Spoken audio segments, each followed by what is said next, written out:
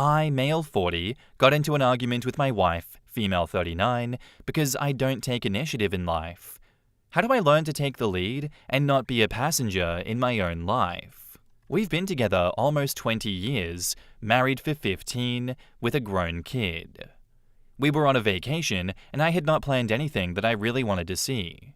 Well, it was a working vacation. She was going on training and I had driven us there to go along. When the weekend came, she asked what I would like to do. I'd not really planned or looked into anything, and she got a bit irritated. This led to an argument. I guess more of a vent session than an argument. I didn't really say much back, to be honest. She said I need to be more proactive and take the lead more in our lives and not be a passenger along for the ride, pointing out how I rarely pick movies to watch or how I had not even bothered to look up any places to eat or things to do around the city that we were in. This went on for a little while, and she said that it gets old having a cardboard cutout of a husband and that she wants a person who has opinions and is curious about the world around, not just along for the ride. I will admit that I had not thought of things to do while we were on this trip, and I could have. I had lots of spare time the day that she did the training. We didn't really talk much on the drive home. I think this has been stirring for a while and is probably more than not looking up things to do on the trip. I always thought letting her take the lead would allow her to get what she wants and make her happy. I guess it's not what she wants, and now I'm kind of lost on how to take more initiative and be more proactive in life and our relationship. I really don't have many close friends to ask things like this of, and probably wouldn't even if I did. My question is, how do I learn to be more proactive in my relationship before it's too late? In the comments, Expensive Wish says, "You are mixing things up. She has asked you to become a person with their own wants, needs, and opinions again. You interpret that as having to lead, but those are different things. I fear that you are one of those people who just got lost in their relationship because it's easier than doing things yourself. Doing things yourself is also how you get back to being your own person. You said you let your wife take the lead so she would be happy, but have you considered that it's also exhausting to think for two people? And that she might like conversations where you give a different perspective instead of agreeing. The 'your own opinions' comment sounds like this. It's not about leading, it's about being your own person and not just a prop for her life. Start with this. For the next weekend, you think about something you would like to do. It can be something that you used to like or something new, and then you make the plans and do it. And then maybe start a new hobby. Find a sport, learn a language, find some site/cities that you want to visit. Plan a date.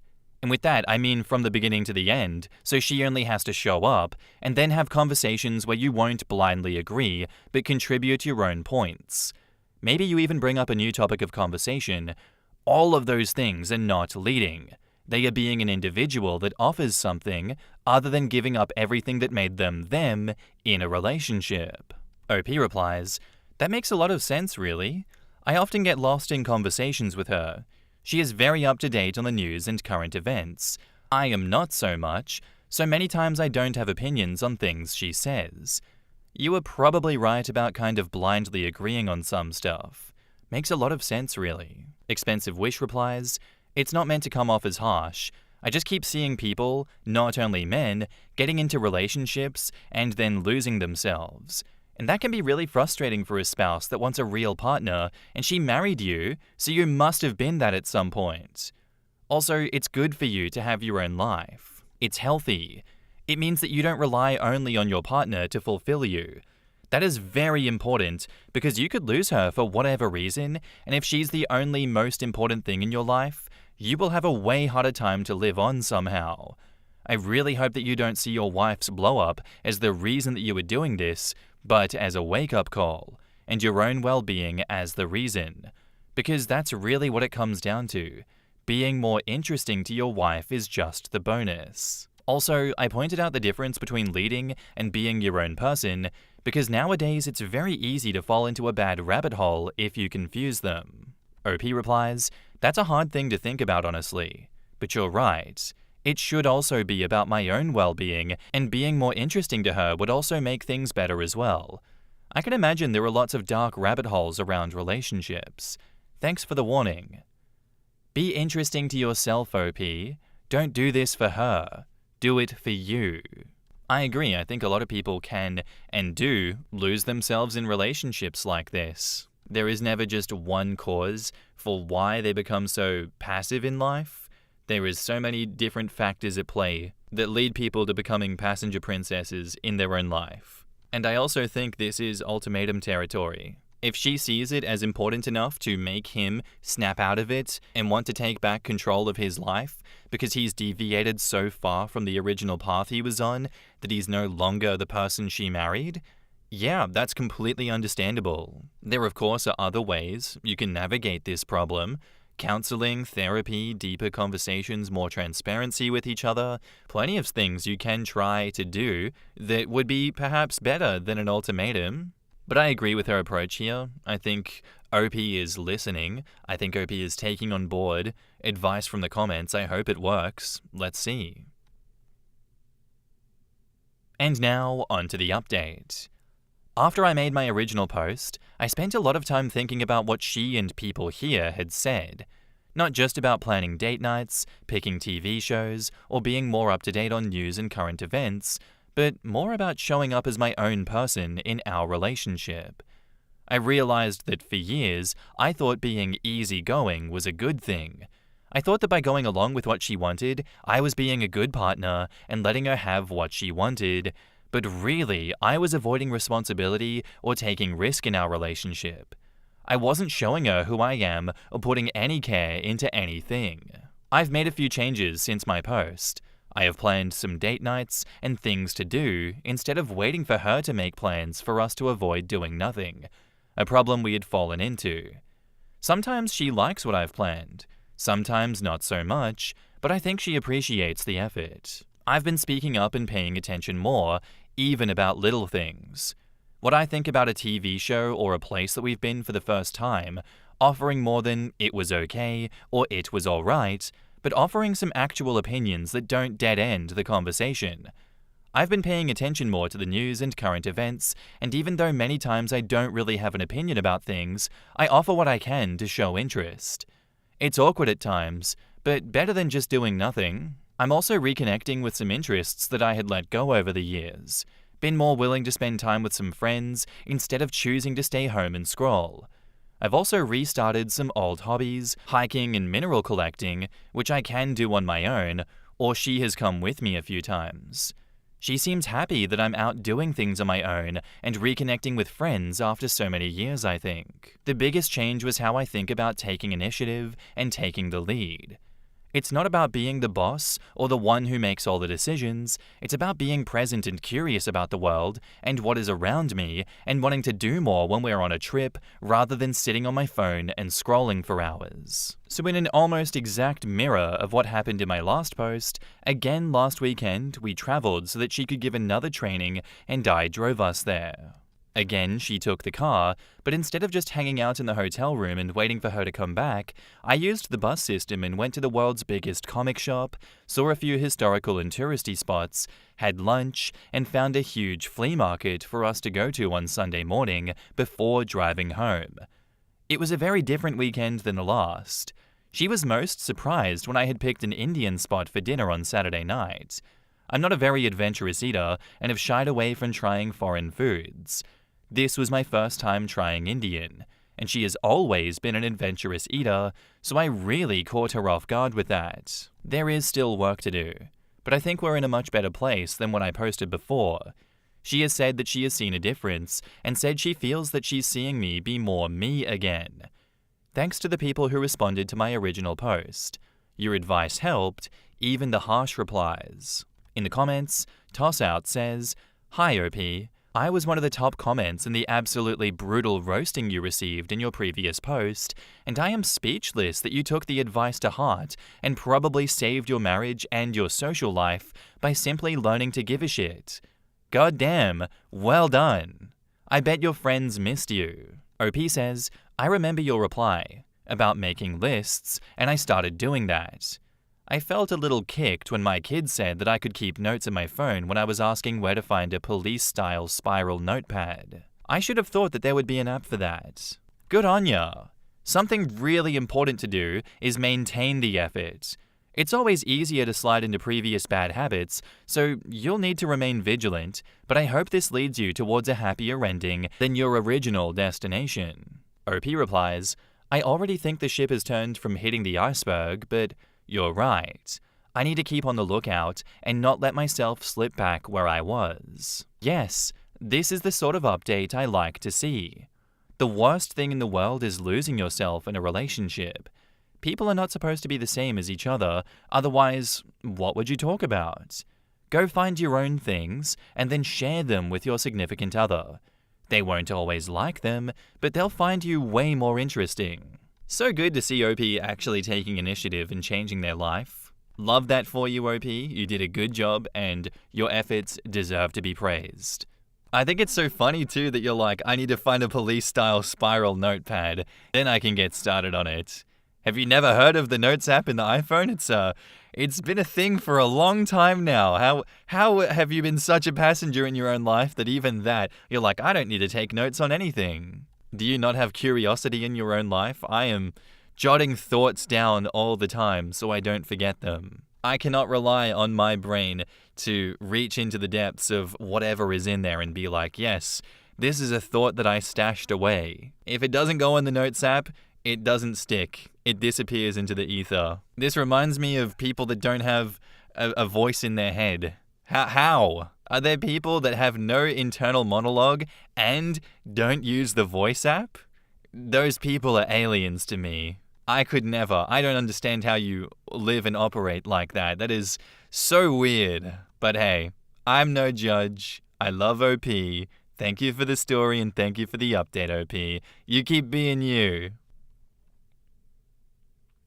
Our next post is by user Jesus Swept, and it's titled, Am I the asshole for trying to drive people away from the bar below my apartment? I live on the second floor of a building in a large West Coast city. I have lived in this apartment for 8 years, and most of my neighbors have been there 10 plus years. The street level of my building houses shops, 2 restaurants, a bakery, and a tattoo parlor. It's a pretty quiet street, and all the street-level businesses close up between 9 to 10 p.m. Up until about 8 to 9-ish months ago, the restaurant directly below me was a sushi place since way before I moved in. They have a patio with 7 to 8 tables that juts out onto the sidewalk. I was a regular there and was super bummed when it closed. It was the owners finally retiring and moving to be closer to their grandkids, so what are you gonna do?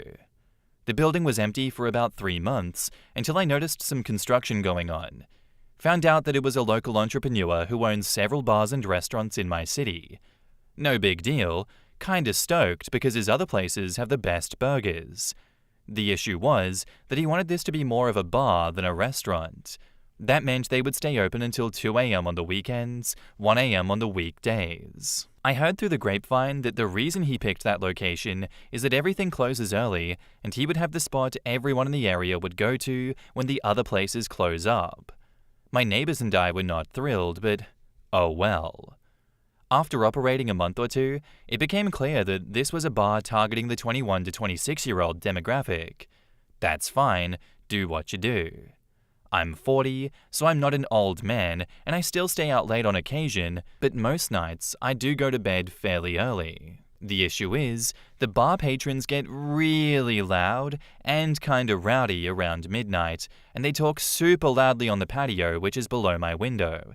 The bar has a garage-type door that they open when the weather is nice to access the patio, so when it's open, I can also hear the loud music being played from inside, and I can hear it faintly through my floor. Being the diplomat that I am, I went to the bar during the one day that I knew the owner would be there to chat with him about my concerns. He basically told me I could move if I didn't like it, and was really dismissive. Okay then.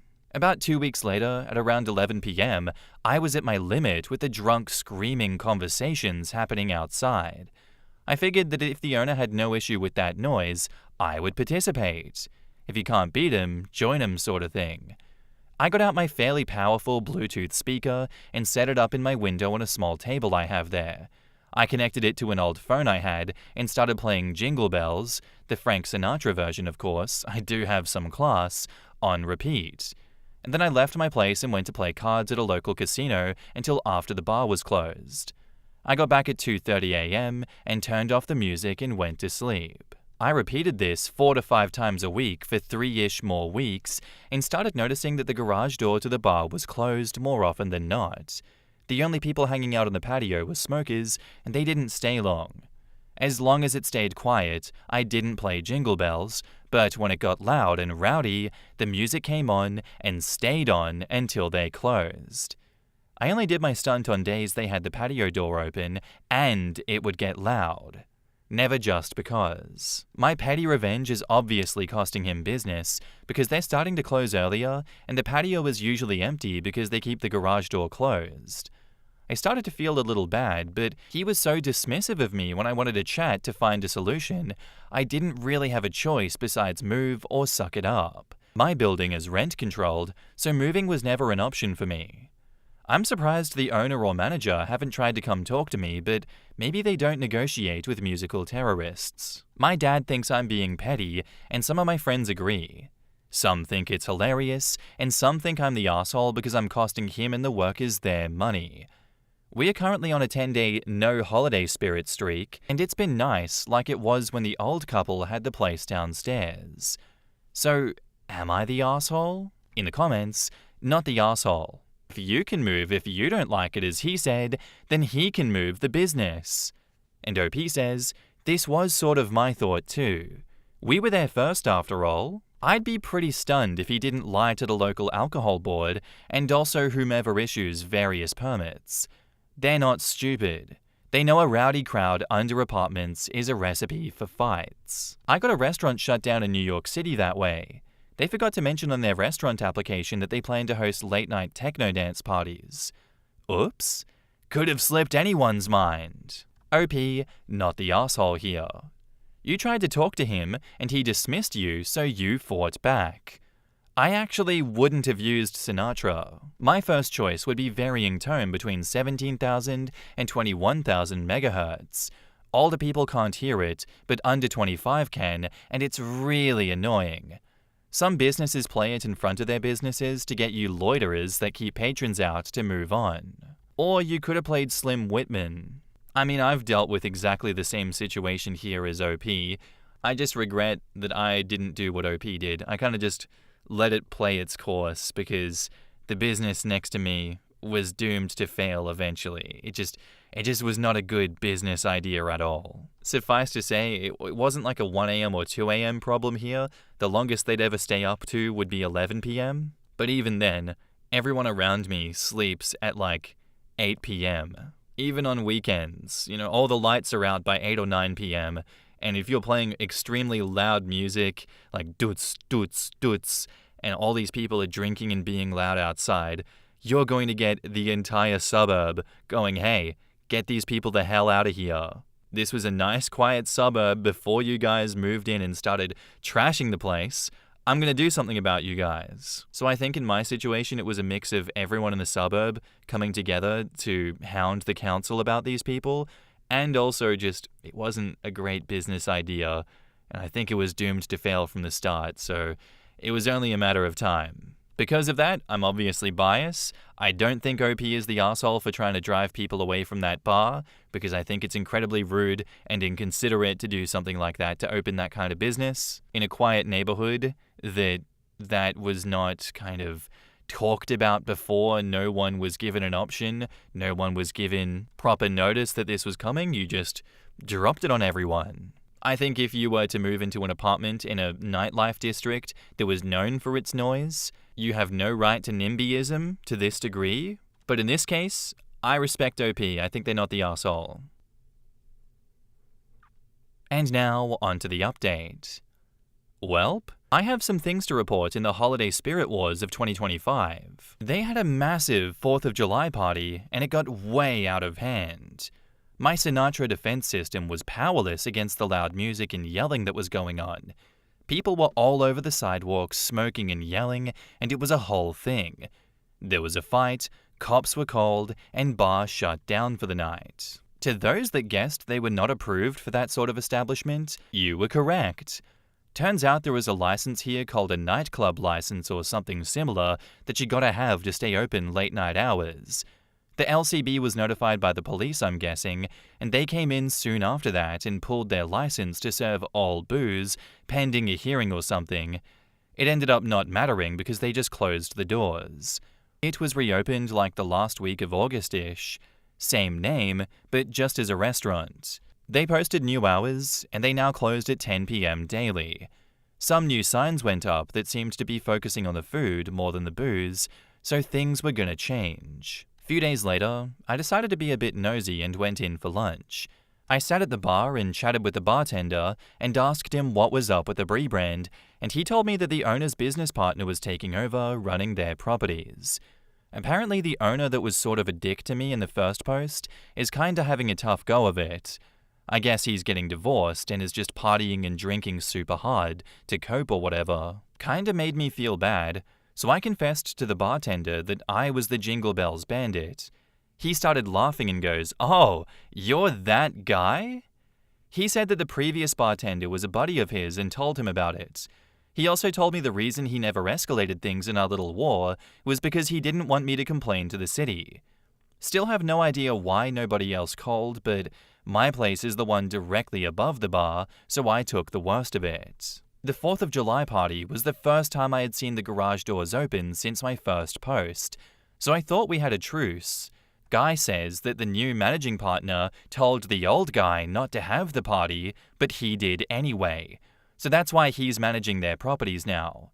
I don't know if he's doing them all now or what the deal is, but I won't see the other guy for a bit. So that's it. They do make a good burger though. I've been in a few times since. The new staff is super nice, and the patio below my window is open most of the time, and it's fine. It's just people having lunch and dinner talking at a normal volume and doing it sober, which is nice. In the comments, Emergency Ad says, "I'm so happy you got your piece back." And OP says, "Yeah, same. It was rough there for a bit." Lamau, I am also a music bandit. My old roommates, they were a couple, got into an intense yelling match in the dining room at one time. I didn't want to leave the room because of how bad it was, but I also wanted them to shut up already. Cue remembering a Bluetooth speaker in the kitchen, open floor plan. I connected to it and started blaring Baby Shark. They promptly got quiet. That reminds me of my own sonic warfare in college. I was constantly asking the neighboring dorm room not to play loud music late into the night, and they would comply for a bit and then go back to old habits. So one day, I bought tickets to a movie, and before I left, I put my speakers against our shared wall and put Uptown Girl on continuous loop to play at a high volume. Came back a few hours later to turn it off. They were actually decently quiet after that, apart from the occasional party, which is fine, but obviously things were strained between us. Ended up mending fences with a guy that winter. One of them accidentally locked the other one out of the room while he was showering, and had only taken a single towel with him. This wouldn't have been the end of the world, except another guy in the dorm accidentally started a kitchen in the fire, and the fire alarms went off. My poor naked neighbor was forced to evacuate outside in sub-zero winter weather in only a damp towel. I let him borrow my winter coat while we waited for the fire department. All's well that ends well with that story, I think. I'm glad that it all got resolved and that the police were involved. I will say I'm surprised that after they closed doors, they were able to successfully remodel into a restaurant, because in my experience with this one, they just shut doors and left the place entirely. I'm sure that is the more common thing that happens. Being able to successfully rebrand into a restaurant, which is entirely a different niche to what they were going for with that one in the first place, is interesting to me. I'm sure it's not the most out-of-the-world thing ever. But damn, who would have thought? You come to a place that was quiet before, and you lie about your licensing? Yeah, man, that's gonna go over well. No one's gonna report you to the police and question how the hell you got away with this. And if people have gotten away with this and they have gotten proper licensing and there really isn't much you can do about it, I'm so sorry to those people that have had to experience that. That is a special kind of hell. Regardless, hilarious story, OP. Thank you for that, and thank you for the update. Anyway, guys, that's where I'm going to end today's episode. I do hope you enjoyed. If you did, let me know what you thought of it in the comments down below, and I'll see you in the next one. Bye!